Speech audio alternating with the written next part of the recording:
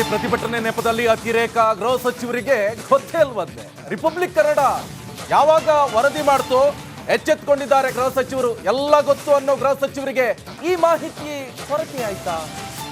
ಪ್ರತಿಭಟನೆ ನೆಪದಲ್ಲಿ ಅತಿರೇಕ ಅಲ್ವಾ ಇದು?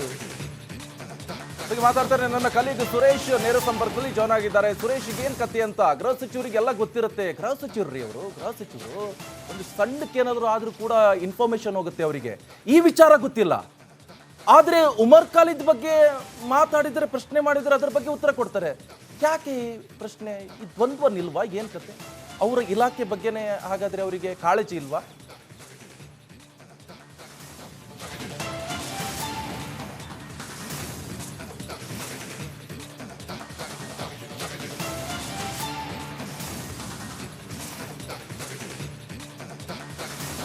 ಎಸ್ ನಿಕೇಶ್, ನಿನ್ನೆ ಸಂಜೆ 5 ಗಂಟೆ ಸುಮಾರಿಗೆ ಫ್ರೀಡಂ ಪಾರ್ಕ್ನಲ್ಲಿ ಆದಂಥ ಘಟನೆ ಇದೆ. ಅದು ಬೆಂಗಳೂರಿನ ಪೊಲೀಸರನ್ನ ಆತ್ಮಸ್ಥೈರ್ಯವನ್ನು ಕುಗ್ಗಿಸುವಂತಹ ಪ್ರಯತ್ನಗಳಾಯಿತು. ಅಂತಹ ಪೋಸ್ಟರ್ಗಳನ್ನು ನಿನ್ನೆ ಪ್ಲೇಕಾರ್ಡ್ಗಳನ್ನು ಹಿಡಿದು ತೋರಿಸುವ ಮೂಲಕ ಪೊಲೀಸರಿಗೆ ಅವಮಾನವನ್ನು ಮಾಡುವಂಥದ್ದು, ಪೊಲೀಸರನ್ನ ತುಚ್ಛವಾಗಿ ಕಾಣುವಂತಹ ಪ್ರಯತ್ನಗಳು, ಅಂತಹ ಪ್ರದರ್ಶನಗಳು ನಿನ್ನೆ ಫ್ರೀಡಂ ಪಾರ್ಕಲ್ಲಿ ಆಯಿತು. ಆದರೆ ಈವರೆಗೂ ಕೂಡ ಕ್ರಮ ಆಗಿಲ್ಲ.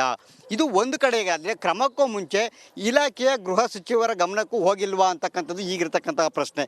ನಾವು ಇವತ್ತು ವಿಧಾನಸೌಧದಲ್ಲಿ ಪತ್ರಕರ್ತರು ಎಲ್ಲರೂ ಕೂಡ ಸೇರಿದ್ವಿ. ಒಂದು ಸುದ್ದಿಗೋಷ್ಠಿ ಕೂಡ ಇತ್ತು, ಒಂದು ಕಾರ್ಯಕ್ರಮದ ವಿಚಾರವಾಗಿ.